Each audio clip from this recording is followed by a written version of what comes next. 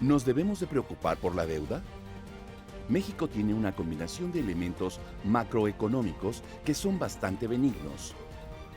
Tiene un crecimiento del PIB sano y ha logrado diversificar su canasta de exportaciones. Hace 4 años, en 2012, el petróleo representaba casi 19%. Lo relevante es que hoy solo representa el 6%. Aunque ha sido orillado por las circunstancias, el crecimiento de la industria manufacturera ha sido enorme. Especialistas ven un gran avance en el sector bancario de los créditos hipotecarios, hasta crecer a los 2 dígitos, y en servicios de tecnología, aprovechando el Tratado de Libre Comercio con nuestros vecinos del norte.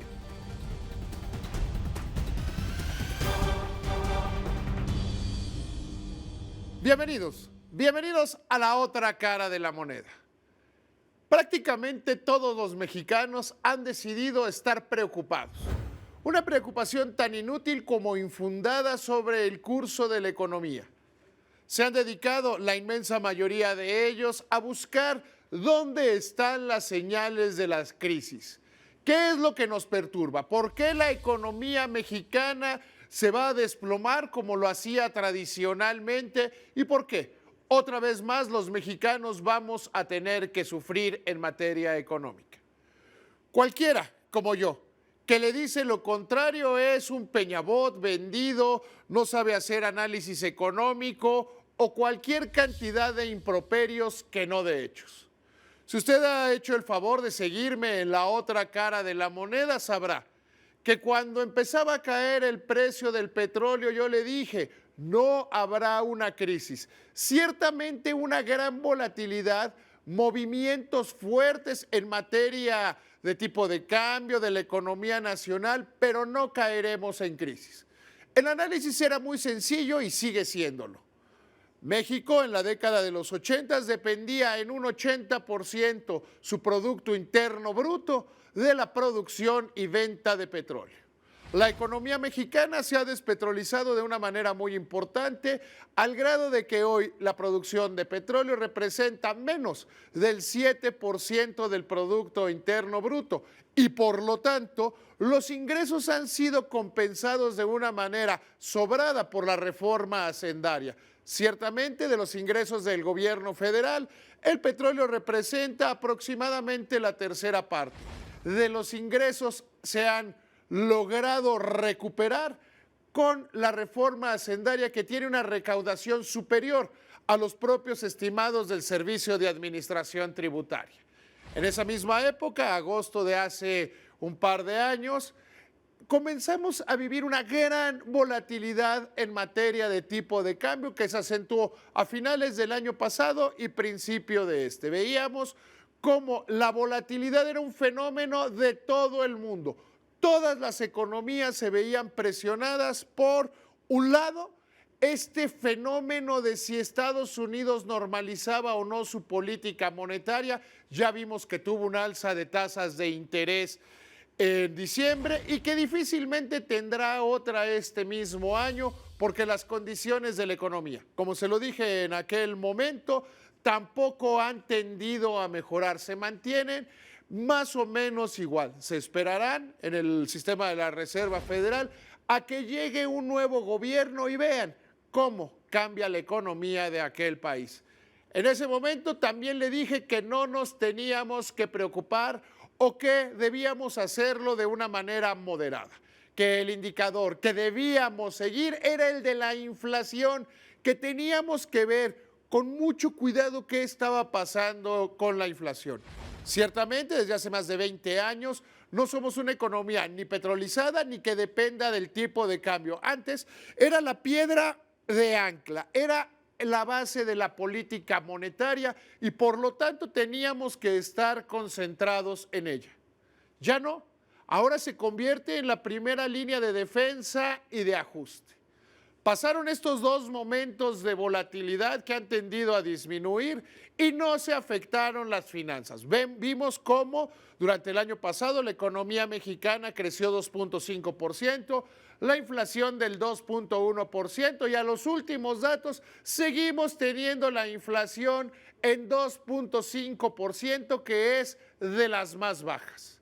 En este entorno hay quien dijo, bueno, la crisis del petróleo nos va a pegar. Ya no nos pegó. Vimos cómo ciertamente Petróleos Mexicanos, que es una empresa improductiva del Estado mexicano, ha tenido que recurrir a una serie de operaciones fundamentales, cambiar radicalmente para buscar de algún modo convertirse en una empresa productiva. Y eso solo puede ser visto como una magnífica noticia para la economía mexicana.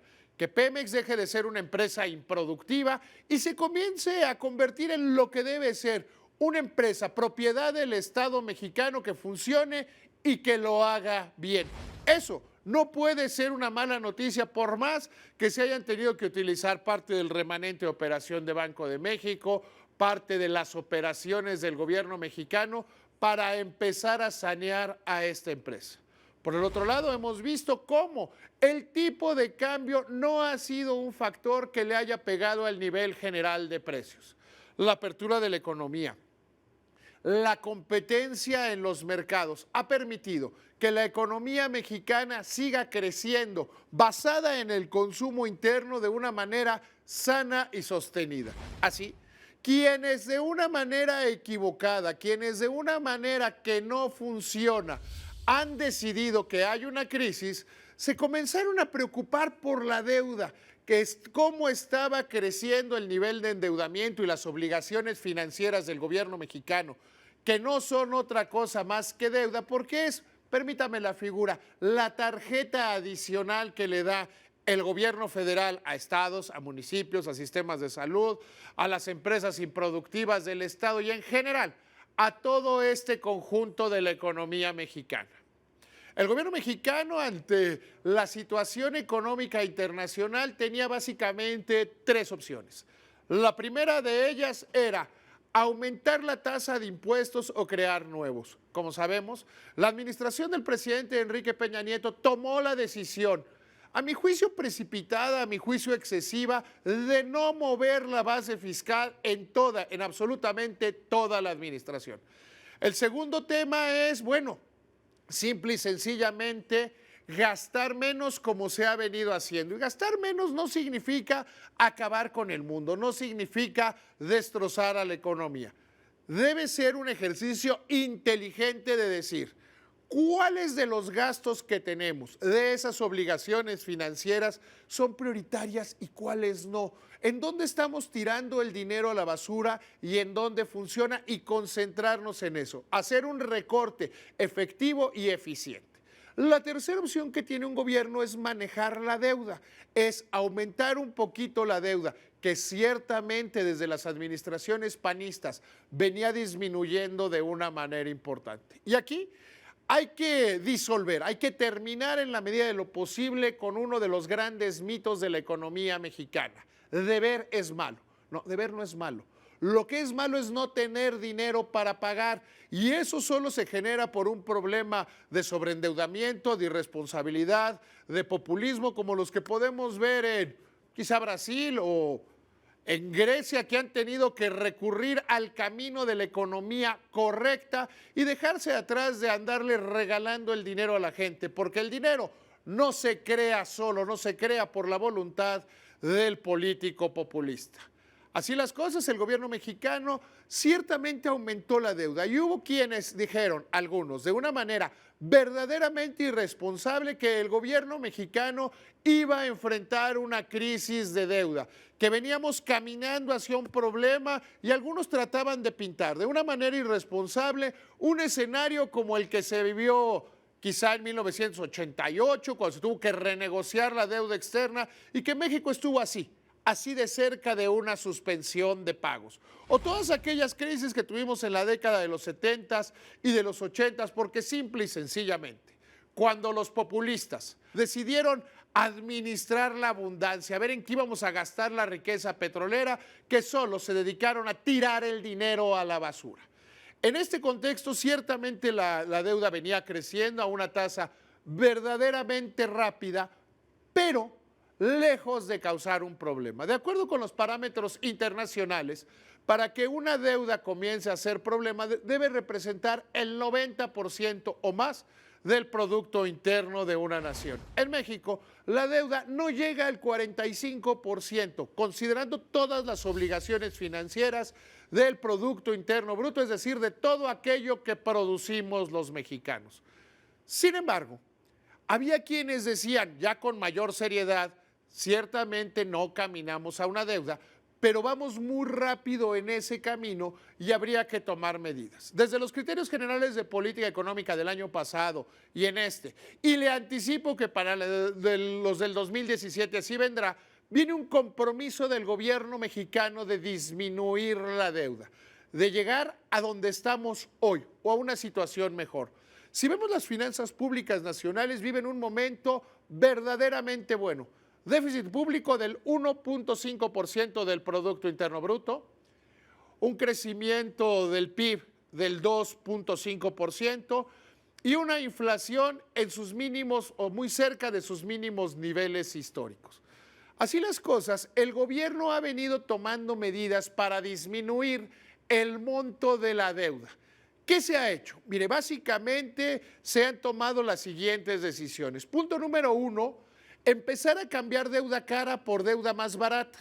Si usted debe a una tasa alta y toma una tasa menor, su deuda neta comienza a disminuir y empieza a liberar capacidad de pago a favor de usted y de su familia.